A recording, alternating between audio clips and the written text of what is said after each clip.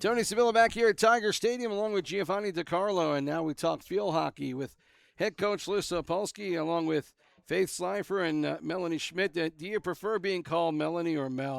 I got Mel from the coach, but the roster said Melanie, so I want to make sure I get it right. It doesn't matter. Okay, as long as you're good with that.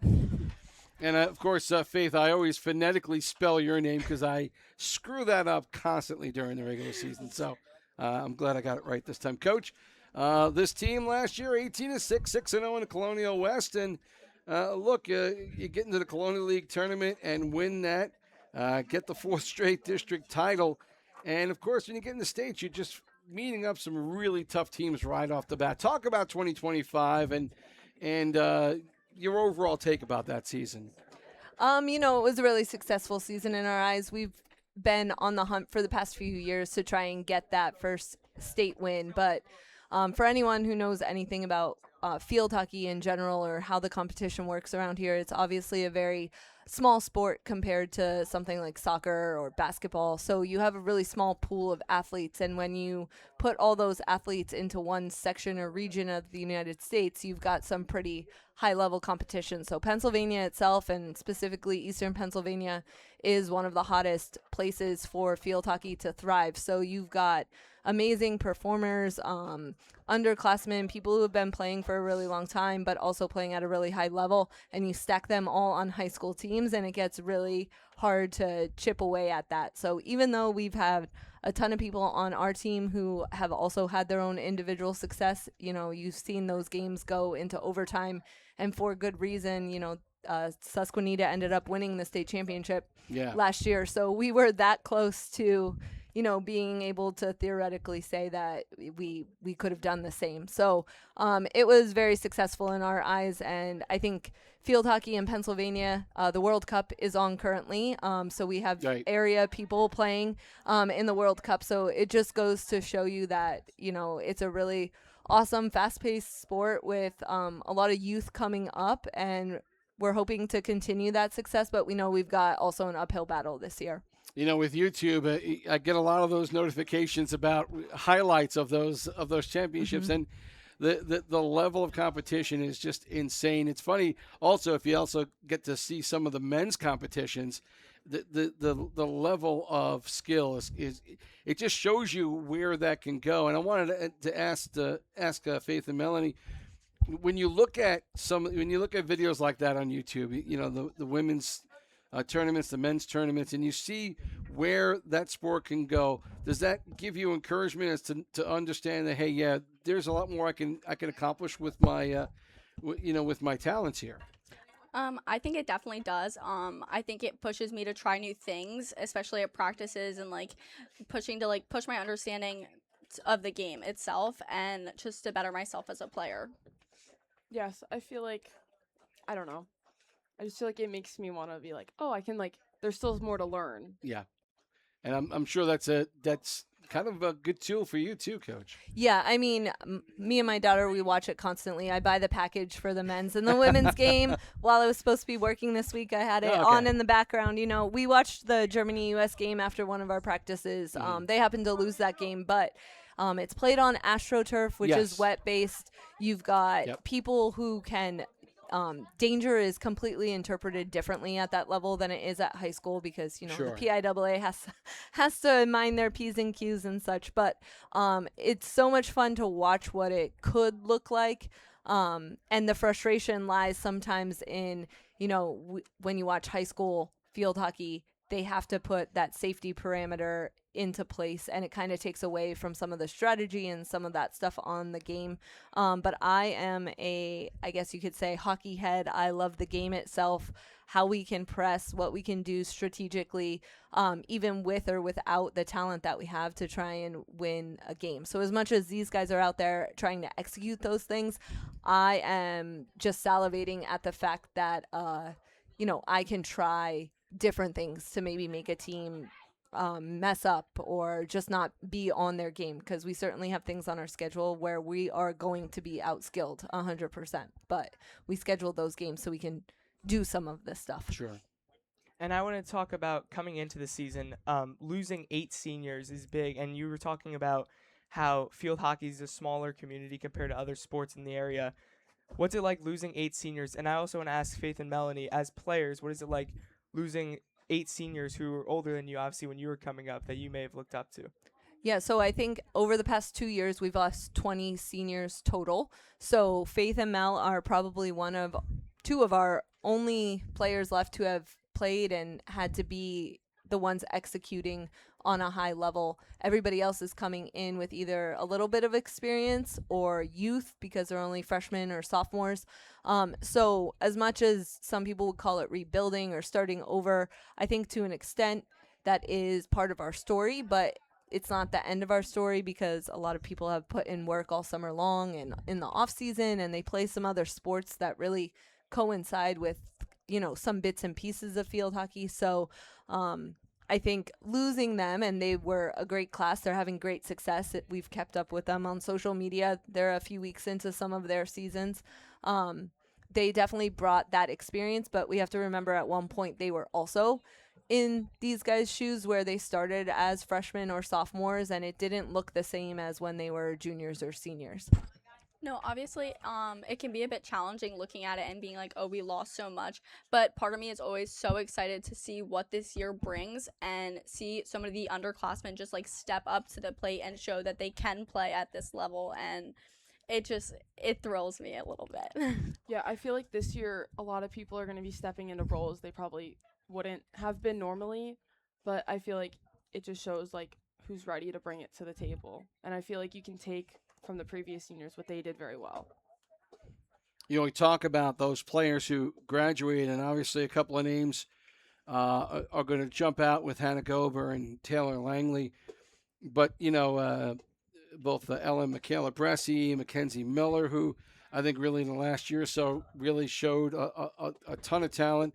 Amelia Birch and Haley Kirshner back on defense, and Ryan Smolinski in goal. And obviously those are positions that you have to think about in defense. We kind of talked about this with soccer, defense and goaltending. That's the back end that helps drive the offense to be able to do what they want to do. As good as that defense and that goaltending is as good as the offense can be. Talk about the players who are going to be stepping in and some of the youth that's going to be asked to step up and replace a lot of good talent from last year. Yeah, so although we lost Ryan in goal, which was a lot of experience and a lot of big games back there, we've got Charlotte Gober, Hannah's youngest sister, and Gabby was a previous graduate who's at Shippensburg playing Right. goalkeeper.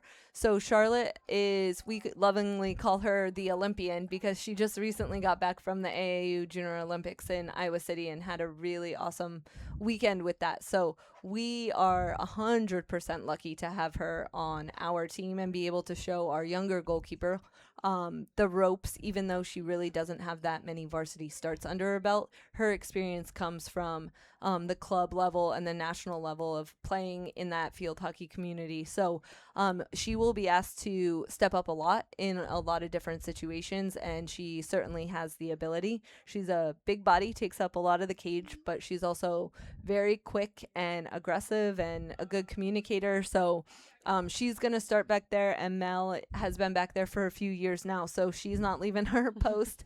And I think they're going to work really well together. Especially with, some younger people around them. They're going to be able to kind of lead by being asked to communicate a little bit more and organize a little bit more. So while it's not the physical part of the game, it becomes that mental piece that some of the underclassmen just need a little bit help with thinking more quickly on their feet and making better decisions and stuff like that. So Charlotte will definitely look to. Riley Stout has seen plenty of time over the years here and there in different positions, and we finally think we have a place that she can call home over on the right side of the field, and she comes with some really awesome one-on-one skill. And some ability to get the ball in the back of the net. So we'll be looking forward to that. Even though she's going into her senior year, she's just consistently going to be called on to kind of execute at a high level.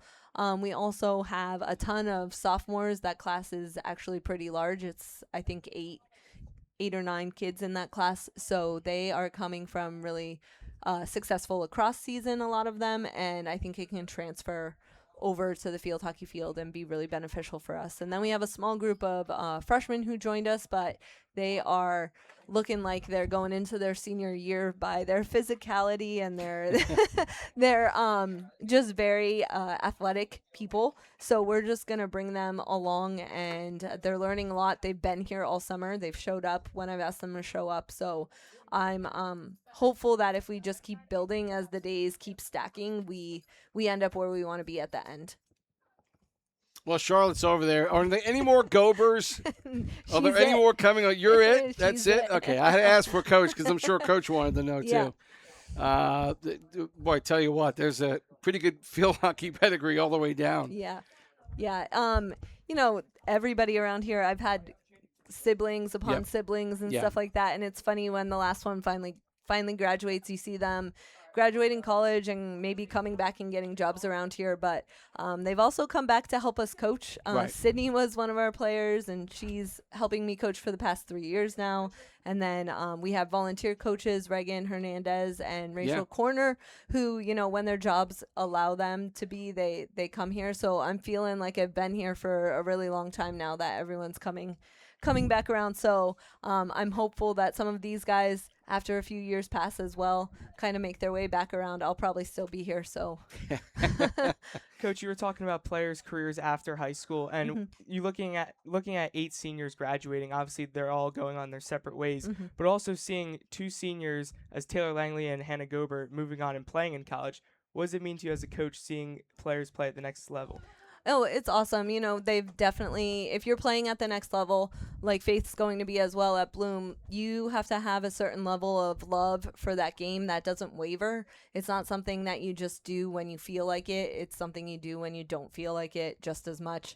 And not that people who don't go on to the next level don't have that, because I've certainly had those players as well, and have those players as well. But we've kept in touch with everyone who has left so far in some way, shape, or form, and we can say that they are all still alive and well after surviving preseason. So specifically, Hannah has seen some time in some scrimmages at the Big Ten Division I level, so that just goes to show kind of what level of a player she was when she was here. She's certainly not playing the same position. I think she's seeing time at outside back right now in her 2 scrimmages, but she's playing with international players from Europe, Canada, all over the place. So, so far so good. You never know how that's going to translate, right, for those players. But Taylor just started a few days ago, and from what I've seen on social media posts, she's having a good time. They're one of the only Division III teams that have AstroTurf, so she's loving that with her speed and stuff like that. But I know the breasties are doing well. I talked to Haley. Her legs were hurting her a little bit, so she she said that the first day was definitely intense. But you know, hockey eventually ends for everybody. Nobody's making millions of dollars off of field hockey. So as these guys go through and continue to do what they love for a little bit longer, you kind of develop that, am I ready to be done? Or someone like me who's certainly not ready to be done. You kind of mold yourself into different roles, whether that's a fan in the stadium or a coach on the sideline, or however that works out for people. But I think it's not to be taken lightly that anyone in any sport who's going to try and pursue that, you know, they definitely have that love for that game that is true. And I think now more so than ever, you know, we play because our parents ask us to play, or we play because our friends are playing at a time, and everyone has their reasons. But for the true love of the game, if you're playing for the right reasons, by the time you get to be a senior, you'll probably have some doors open towards something else. Before we let you guys go, just wanted to ask Faith and Melanie. We'll start with Faith. As far as this team got 3-2 loss to Susquehanna, who winds up winning the championship, you know, what's your realistic goal this year? What do you feel like this team is capable of doing? We'll start with you, Faith. I think our team is capable to keep winning like we have before. Obviously, it's going to look different than it has previous years, and it might be a little bit younger and less experienced, but we have the girls that want it and that want it bad, and when we want something, we're going to go out to get it. Yeah, I feel like this year's definitely going to be different than previous, but we have a lot of numbers and a lot of girls that want to play and are very flexible in where they're playing and just want to be out on the field. So. like you mentioned, Coach, you've got so many good young players coming up as well. This program seems to be gaining more and more traction every year. And like you said, I think you're going to be here for a while coaching this team. What does it mean to you to have this much interest in the sport? And again, from last year, you mentioned this team could have been a step away. What do you think are realistic goals? I think, if we stack our days together and continue to go forward more than we go backwards, anything really is possible because every game's a game for a reason. We stacked our schedule in our out-of-conference games to probably some unrealistic wins at points, but you take those games and you learn more from the losses than you do from the wins, in my mind, because we can do everything wrong sometimes and still win a game. So in reality, that doesn't necessarily tell us what we need to know by the end of the season. So we have Oli once again, who's going to be another powerhouse. We're going up to Crestwood, and they are, knocking at the door of AA. And then we scheduled Palmyra, and they just won the state championship last year. So they reached out and asked to play us because they've seen how far we've come, and really their coach is kind of like Coach Butts down at Emmaus. He's been around for a really long time. I actually played against him when I was in high school. So I took that as pretty much the biggest compliment that you could get. And I said, sure, because even though his team realistically should just be able to go around us at times, we are going to take that and use that as a way to kind of better ourselves for the Colonial League, for the districts, and then by the time we hit hopefully those state playoffs at the end, we have that one more situation, one more experience under our belt that we previously didn't have. Coach Lissa Opolsky, along with Faith Slifer and Melanie Schmidt, thank you for coming here today. Appreciate it, and we'll see you guys very shortly for a broadcast. Thank you. Thank you. Thank you.